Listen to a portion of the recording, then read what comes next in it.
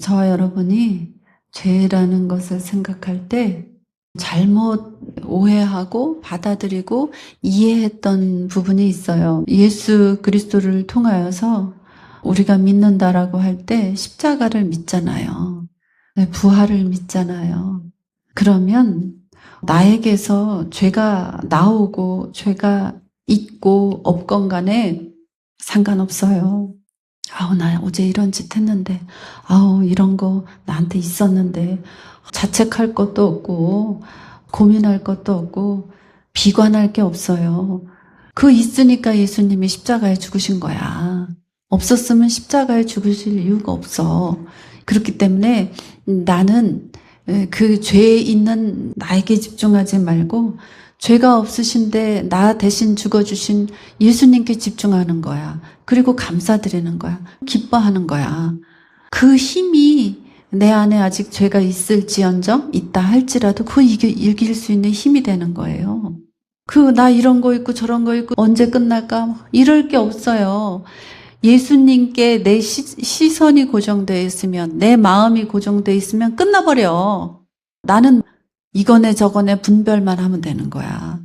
아버지, 떠나가게 해주세요. 이기게 해주세요. 끝나게 해주세요. 이것만 하면 되는 거야. 부끄러운 건 부끄럽죠. 그렇지만 하나님 앞에서 부끄럽고 내가 사랑해야 할 사람들 앞에서 온전하게 행하지 못했기 때문에 부끄럽고 낮은 자리에 앉아야 되고 겸손해야 되는 거는 당연한 거예요. 세상의 영들에게 주눅들지 말란 말이에요. 그렇기 때문에 아버지가 죽어주신 거야. 괜찮아. 이렇게 내가 나를 용납하시기를 바랍니다. 내가 나를 받아들여 주시기를 축복합니다. 그것이 이기는 거예요. 그 힘이 이기게 하는 거예요. 우리가 죄라고 하면 다른 사람한테 피해를 주고 다른 사람한테 나쁘게 하고 이런 것만 죄라고 오해하기 쉬운데, 죄라고 할 때의 이 악한 죄는 내가 나를 괴롭히는 것도 죄예요. 내가 온전하게 아버지의 사랑을 누리지 못하는 게 죄예요. 내가 이 땅에서 하나님의 나라에서 떡을 먹는 자로, 포도주를 마시는 자로 모든 축복을 누려야 하는데, 그것을 자꾸 빼앗아가기 위해서 생각을 흐트러뜨리고 마음을 왔다 갔다 하게 하고 오래된 습관으로 끌고 가고, 이런 것들이 악한 거예요. 이런 것들이 죄예요. 죄에서 오는 거예요. 뿌리가 죄예요. 나를 괴롭히는 거. 그래서 복음을 받아들인 우리에게는 죄에 대해서 다시 한번 이렇게 정리를 하실 필요가 있어요. 구약에 보면 아브라함이나 이삭이나 야곱이나 하나님과 함께 살았잖아요. 그리고 그 하나님의 말씀이 육화됐다. 신학적인 용어는 육화예요. 육화. 말씀이 육화됐다. 그건 뭐냐면 육신의 시스템이 무너지고 영의 시스템이 만들어진 거야. 그래서 이제 말씀이 생각으로, 또 말로, 행위로, 자동으로 말씀으로 사라지는 단계를 믿음의 선진들이 살았잖아요. 그럼에도 예수 그리스도가 오셨어. 왜 오셨어? 이스라엘의 하나님이었지 이방인의 하나님이 아니었잖아. 구약은 우리에게까지 하나님과 함께 사는 말씀이 육화되어서 살아내는 축복을 주시기 위해서 오실 수밖에 없었던 거예요. 너무나 위대한 사랑이죠. 그래서 하나님께서 만드신 사람, 택하신 사람에게 주신 이 축복이 얼마나 위대한지 시편 기자가 말하고 있는 거예요. 사람은 하나님 앞에 그냥 복인 거예요, 복. 그런데 사람들이 왜 기복신앙이라고 하느냐. 복을 갖기 위해서 하나님을 이용하기 때문에 기복신앙인 거예요. 참된 신앙은 하나님을 이용하는 신앙이 아니라 예수님처럼 나는 십자가에 죽고 이제 내 안에 사시는 분은 그리스도시다. 이 고백을 하면서 부활신앙으로 나아가는 거예요. 그럼 부활신앙으로 나아가면 부활의 영광이 입혀지잖아요. 죄가 분리되어서 이제 기억도 안 나요. 죄 짓고 싶은 생각이 1도 없어. 죄 짓는 거 상당히 어렵고 피곤한 문제예요. 근데 아주 너무나 그걸 좋아하잖아. 없어져요. 없어져. 말씀의 검이 다 잘라버리는 거예요. 그래서 우리에게 주신 이 복이 얼마나 큰 복인지를 시편 1편을 보면서 설명드릴게요. 이스라엘이 그 복을 이해한 대로 우리가 한번 따라가 보겠습니다. 이 시편 1편은 우리말로 번역되어 있는 이 깊이보다 원문의 원어로 보면 그 깊이가 헤아릴 수 없이 깊어요. 복 있는 사람은 이렇게 이야기했지만 사람은 복이 있다. 얼마나 복된 사람인가. 기쁨의 탄성이에요. 너무나 기쁘고 즐거운 외침이에요. 외침. 시편 1편 1절에 악인들, 6절에 의인들, 이렇게 의인과 악인을 이야기하면서 참된 신앙과 참된 복을 가진 사람, 하나님 앞에 그 소유된 사람, 그를 즐거움으로 노래하고 기뻐하고 있는 내용이에요. 악인들의 꾀를 따르지 않는 자는 복이 있다. 꾀가 뭐냐? 이성적으로 생각하는 거예요. 자기가 계획하는 거예요. 자기가 말씀도 통제하고 상황도 통제하고 자기 몸도 영도 혼도 자기가 통제하는 거예요. 이게 악한 거예요. 이게 악한 사람이라고. 그런데 이렇게 따라가지 않는 사람이 복 있는 사람이다. 죄인들의 길에 서지 아니하며 오만한 자들의 자리에 앉지 아니하고. 죄인들의 길. 우리가 이제 장성한 분량이 되어서 말씀을 이만큼 먹고 나니까 무엇이 선한 것인지, 무엇이 악한 것인지, 내 안에 어떤 것이 죄인지 구별하잖아요. 그런데 내 안에 발견된 그 죄로 따라가지 말란 말이에요. 속지 말라고, 미혹에 넘어가지 말라고, 그리로 들어가지 말라는 거예요. 오만한 자들의 자리에 앉지 아니하며. 자기 자랑이 막 창궐해. 자기가 잘하는 거, 자기가 배운 지식, 자기가 만난 하나님 자랑하고, 그보다 더 크게 하나님을 만난 자가 없는 것 같고, 그보다 더 하나님을 더 잘 섬기고 예배하고 믿는 자가 없는 것 같이 그것을 기준으로 해서 타인을 평가하는 사람, 이런 사람이 오만한 자다. 이렇게 성경에서 말하고 있는 거예요. 어떤 사람이 복이 있는지 가르쳐 줄게. 악인들의 길을 따르지 아니하는 사람이 복이 있어. 죄인들의 길에 서지 않는 사람이 복된 사람이야. 오만한 자의 자리에 앉지 않는 사람이 복된 사람이야. 우리는 그 복을 받고 태어났어. 오직 여호와의 율법을 즐거워하며 내 영이, 혼이 그 하나님의 말씀을 사랑하고 사모하고 소망하여서 바라고 즐거워하는 거예요. 이 소망은 우리가 받아서 내 안에 소유하고 있어. 이제 그것이 드러날 거야. 이렇게 확실하게 신뢰하는 거예요. 그렇기 때문에 즐거움이 내 안에서부터 터져나오는 거야. 우리가 하나님께서 이미 십자가와 부활로 보증하셨고 나에게 복이 되셔서 지금 함께하고 계셔. 내 안에 죄가 지금 보이고 있는 것을 알지만 나랑 상관없어. 나는 하나님이 십자가로 그 피로 그 모든 죄를 속하여 주신 의인이야. 이렇게 내가 나를 하늘의 정체성을 소유하고 그 죄를 이겨나가는 거예요. 그렇기 때문에 복이 드러난단 말이에요. 복이 드러나는 날이 와요. 죄와는 상관없는 날이 온단 말이에요. 그런 일은 언제 오느냐?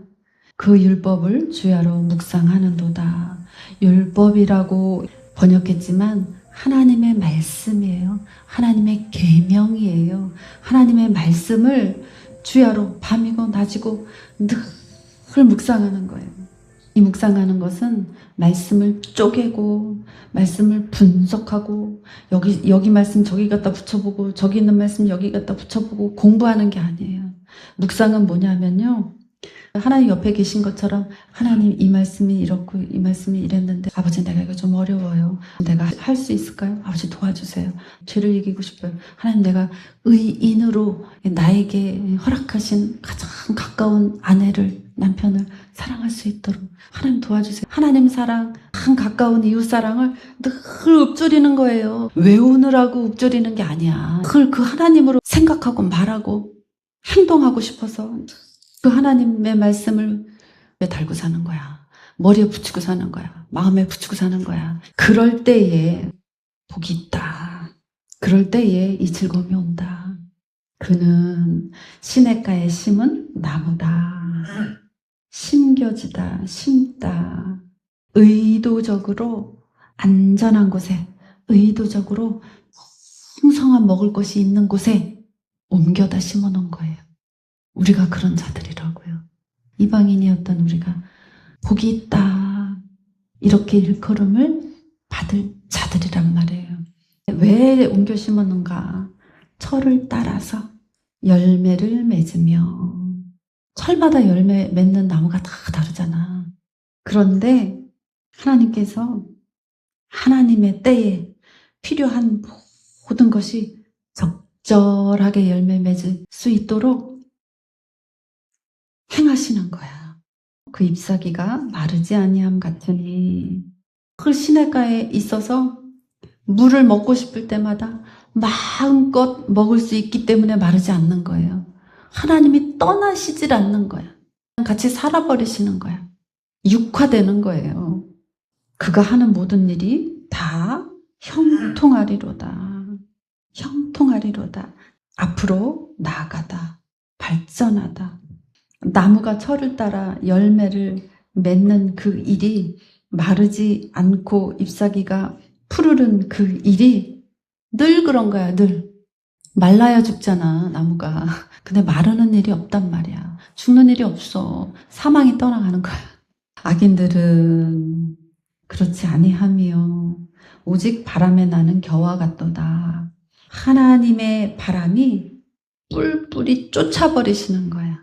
껍데기만 남아서 살짝만 바람이 불어도 어디로 날아갔는지 흔적을 찾을 수가 없는 거야. 그러므로 악인들은 심판을 견디지 못하고, 이것은 심판을 가리키기도 하지만 공의, 정의로움, 하나님의 법이라고 말할 수 있어요. 견디지 못하며 일어서다, 세워지다. 하나님의 말씀이 세워지지 못하며, 이렇게 보셔야 더 정확합니다. 악인들은 하나님의 말씀이 세워지지 못하며, 말씀으로 세워지지 못하니 그들, 죄인들은 의인들의 모임에 들지 못하리로다. 의인이라고 말하면 이름이 바뀌어진 자들이에요. 아브라함이 되잖아요. 야곱이 이스라엘이 되잖아요. 계시록으로 표현하면 그 이마에 하나님의 인이 찍어지고 새 이름을 받는 자들, 그들의 모임에, 회중에 들어가지 못하리로다. 죄인들과 의인들이 갈라져 버리는 거예요. 악한 마음과 생각을 가지고 있는 사람들은 죄인이 돼버리는 거예요. 하나님이 갈라버리시는 거예요. 무릇 의인들의 길은 여호와께서 인정하신다. 이렇게 해석했지만 하나님이 말씀으로 함께 사시면서 그를 아신다라는 거예요. 악인들의 길은 망하리로다. 사라져버린다. 잃어버린다. 뭘 잃어버려요? 복을 잃어버려. 의인들의 회중에 들어가야 되는데 잃어버리는 거야, 자기 자리를. 하늘의 존재인 것을 잃어버리는 거예요. 하나님의 의도는 복 있는 자들아, 너희들은 복이 있다. 너 복 있는 사람아, 악인들의 꾀를 따라가지 마라. 죄인들의 길에 서지 말아라. 오만한 자들의 자리에 앉지 말아라. 그것이 너에게 복이 있게 한다. 어떻게 해야 그 복을 빼앗기지 않는데요? 여호와의 말씀을 즐거워하고 그 여호와의 말씀을 밤이고 낮이고 늘 묵상해라. 이스라엘이 하나님께 택함 받은 자, 이 복을 받은 자였던 거예요. 그런데 나 하나님 앞에 택함 받은 자야 하고 자기들의 행위는, 생각은, 마음은 바꾸지 않고 택함 받았다라는 법만 강조했을 때 모든 것이 다 산산이 부서지고 나라가 없어져 버렸어요. 세계로 떠돌아다녀야 됐던 그런 역사가 있어요. 그러면 우리는, 저와 여러분은 어떻게 신앙생활 하여야 할 것인가? 하나님이 이 복을 주시기 위하여 저와 여러분을 불렀어요. 형통한 자로 불렀어. 형통은요, 내가 손에 잡으면 그냥 일이 되는 거야. 내가 바라보면 그냥 그 바라보는 곳에 하나님의 나라가 임하는 거야. 내가 어디 가든지 두 발로 걷는 데마다 하나님의 나라가 돼버리는 거야. 그 복을 주신 거예요.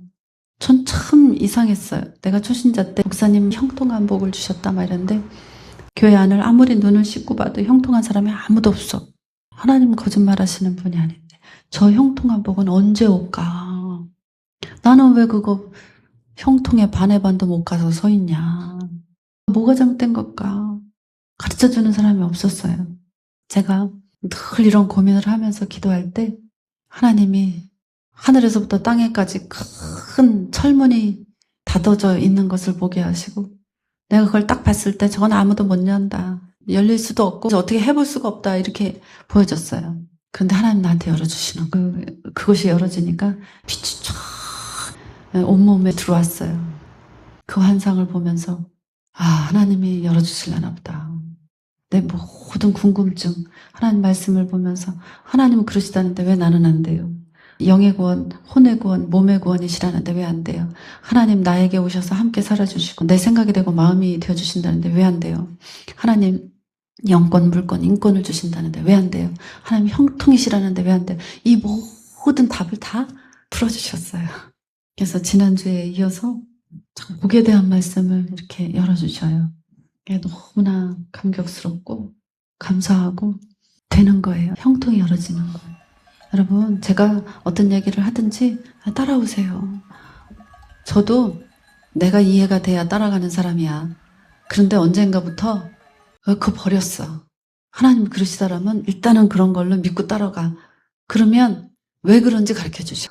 내 생각을 앞세우는 게 자기 꾀야. 자기 꾀 버려야 돼. 그 연습을 하셔야 돼. 2장에 가면 여호와를 경외함으로 섬기고 떨며 즐거워할지어다. 그의 아들에게 입맞추라. 그렇지 아니하면 진노하심으로 너희가 길에서 망하리니 그의 진노가 급하심이라. 여호와께 피하는 모든 사람은 다 복이 있도다. 여호와께 피하는 사람, 저도 여호와께 피하고 싶어요. 그러면 어떻게 하는 것이 여호와께 피하는 것인가요? 그 아들에게 입맞추라. 여러분 눈앞에 어떤 아들이 있습니까? 제가 있잖아요. 교회가 있잖아요. 입맞추라, 샬롬, 순종하라는 거예요. 자기 꾀를 내려놓고 순종하라는 거예요. 오만한 건 내려놓고 순종하라는 거예요. 그랬을 때 자리가 옮겨지는 거예요. 여러분들이 말씀을 들으면서 혹은 저를 바라보면서 어떤 생각을 하고 어떤 마음을 먹는지가 저는 그대로 알아져요. 악한 생각은요, 죄인 되게 합니다. 이렇게 큰 위대한 아름다운 복을 허락하시고 허락받은 자들이 악인의 자리에 서게 되고 죄인들의 모임에서 의인의 회중으로 들어오지 못하는 이런 안타까움은요, 있을 수가 없어요. 하나님의 진노하심은, 노하심은 그의 아들에게 입맞추지 않는 것에서부터 시작되는 거예요. 그래서 여러분 한 분 한 분이 자신들을 위하여서 순종되어지시기를 축복합니다.